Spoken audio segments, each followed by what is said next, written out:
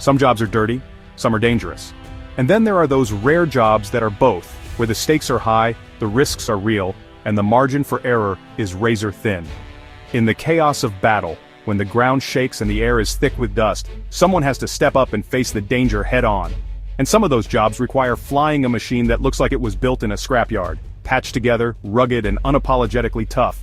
It's not about looking sleek or futuristic, it's about surviving the worst and coming back for more.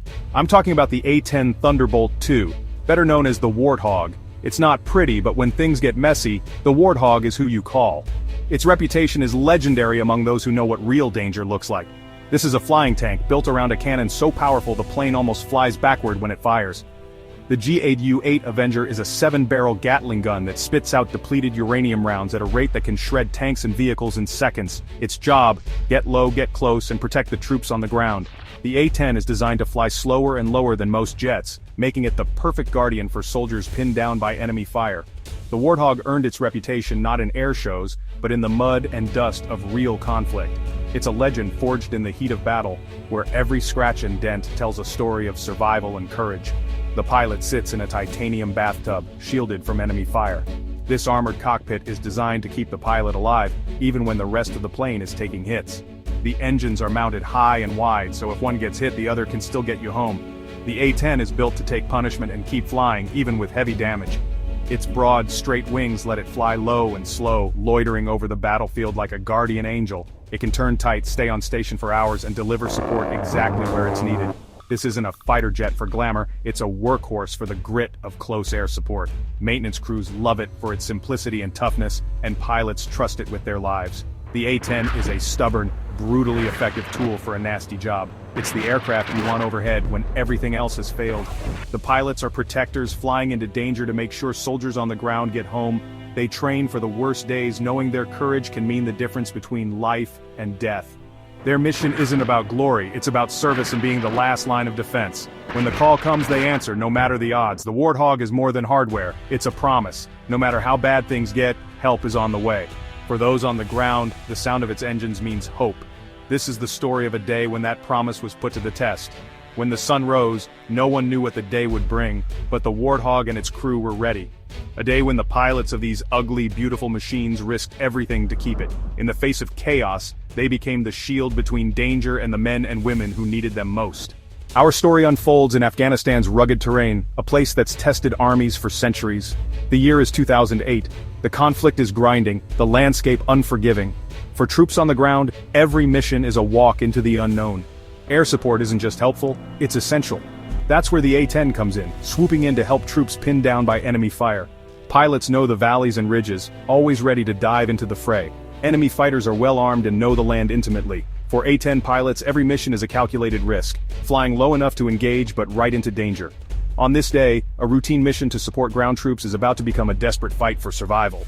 The Tiger Sharks of the 75th Fighter Squadron are about to be tested like never before.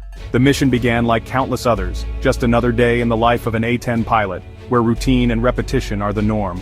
The sun was barely cresting the horizon, casting a golden glow over the airbase as the pilots suited up, checked their gear, and mentally prepared for what they expected to be a standard sortie.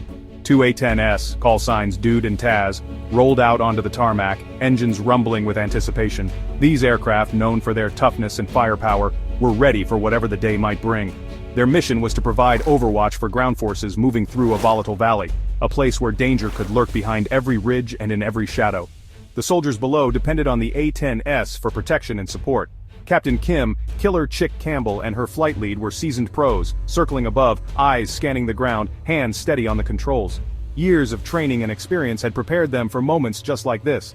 They kept constant contact with the JTAC on the ground, the vital link between air and earth. Every word exchanged over the radio could mean the difference between life and death for the troops below.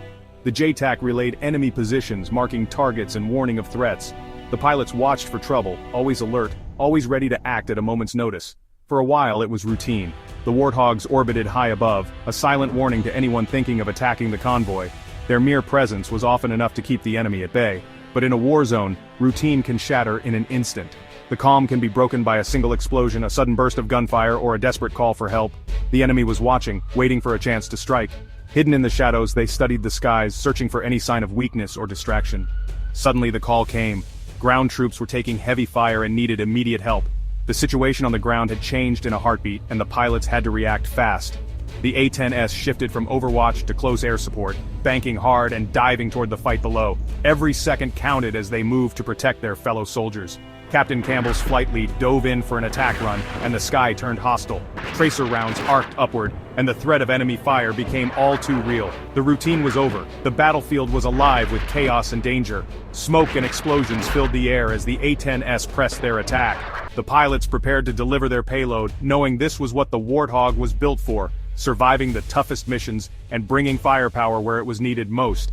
As the attack began, the entire dynamic of the day changed. The pilots and ground troops alike were now locked in a fight for survival. The sky was no longer safe. It was a battlefield filled with danger at every turn. Warning lights flashed in the cockpit and adrenaline surged. Everything was about to go sideways. In the blink of an eye, a routine mission had become a desperate struggle, and the true test of skill and courage was just beginning. As the lead A-10 dove toward the target, the insurgents unleashed a barrage of anti-aircraft fire. The sky filled with tracers and explosions. The lead pilot pressed on, but his aircraft took heavy hits. Alarms blared, warning lights flashed, and the plane shuddered violently. "Mayday, mayday, I'm hit!" The call every wingman dreads. The Warthog was badly wounded, hydraulic systems failing, controls slipping away. Captain Campbell, flying as his wingman, saw the damage, fluid trailing, the plane erratic. The ground troops were still in a firefight, but now there was a crisis in the sky. The injured pilot fought to keep the plane airborne, relying on backup manual controls. It was like driving a car with no power steering and failing brakes. His survival depended on his skill, the plane's toughness, and his wingman's actions. The mission had become a desperate battle for survival. The stakes had never been higher. Now it was about getting everyone home alive. In that critical moment, Captain Campbell's rigorous training took over. She moved her A-10 between her wounded leader and the enemy, becoming his shield in the sky. While he fought to control his crippled plane, she scanned for threats, ready to strike back at a moment's notice. Their communication was constant. She talked him through emergency procedures, inspected his aircraft, and coordinated with air traffic control. The bond between wingmen became a true lifeline. Campbell managed the workload, monitored the ground situation, and never left his side for a second. The journey back to base was harrowing, the damaged Warthog barely controllable. She flew close, offering encouragement and technical advice throughout the ordeal.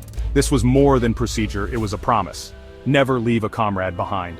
In the skies over Afghanistan, that promise was kept. This incident showcased why the A-10 is legendary. The pilot's titanium bathtub protected him from direct hits. The Warthog's redundant systems, like manual reversion, let him keep flying when most planes would be lost.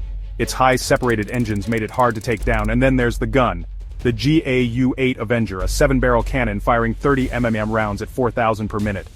The sound, brrrr, means help has arrived. Captain Campbell, armed and ready, was a deterrent, keeping the enemy's heads down. The A-10's toughness, backup systems, and firepower created a protective bubble. It was the perfect machine for an imperfect situation. Sometimes the best tool for a dirty job is the one built to survive it. The Warthog proved its worth, and so did its pilots. The final test was landing the crippled Warthog.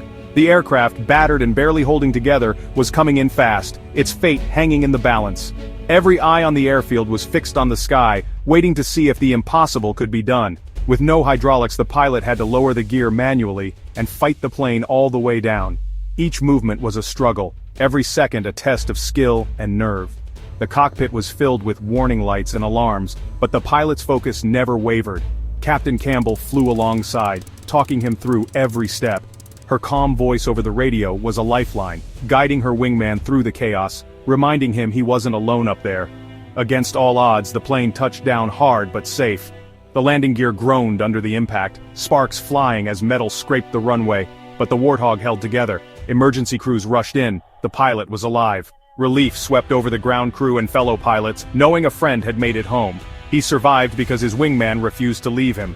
In the face of danger, loyalty and trust made all the difference. For her actions, Captain Campbell received the Distinguished Flying Cross. Her courage and quick thinking saved a life and inspired everyone who witnessed it. This story is about more than technology.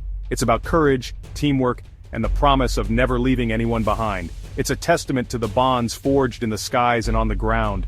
The A-10 Warthog, ugly and stubborn, is a symbol of resilience. Its scars tell stories of battles survived and missions completed against the odds. Sometimes the toughest tool is the best one for the job. The Warthog's strength isn't just in its armor, but in the people who fly and maintain it. The story of this rescue is the story of the Warthog, showing up, taking a beating, and bringing everyone home. It's about grit, determination, and never giving up, no matter the odds. It's a dirty job, and we should be grateful there are people and planes willing to do it. Their dedication keeps hope alive in the darkest moments. That's the legacy of the Warthog and its pilots, a legacy of bravery, sacrifice, and the unbreakable promise to never leave a comrade behind.